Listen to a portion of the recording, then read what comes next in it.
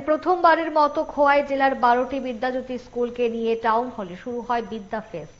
অনুষ্ঠানের সূচনা করেন মন্ত্রী Animesh Debbarma. Dance, drama, music, yoga মোট 25টি প্রতিযোগিতামূলক ইভেন্ট হবে। আগামী 2রা ডিসেম্বর তেলিয়ামুড়াতে সমাপ্তি অনুষ্ঠানে পুরস্কার বিতরণ করবেন রাজ্যপাল ইন্দ্রেশ সেনারেড্ডি নাল্লু। রিটায়ারমেন্টে যখন যাবেন, although I am still not at the age of retirement, I don't know, but I have seen some people যারা রিটায়ারমেন্টে গেছে, লাইফের বিভিন্ন স্টেজ রয়েছে। আমি ছাত্রছাত্রীদের উদ্দেশ্যে বলবো না, যারা শিক্ষক শিক্ষিকারা এসছেন, বিদ্যাজ্যোতি স্কুলের শিক্ষকরা শিক্ষিকারা যারা আপনারা বাচ্চাদের পড়াচ্ছেন, please give your special effort.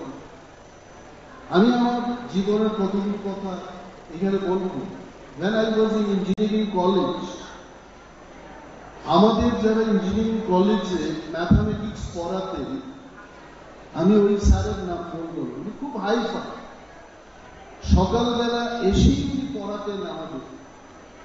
শীতকালেও আমাদের ঘাম জমতো, আমরা বুঝতে পারতাম না।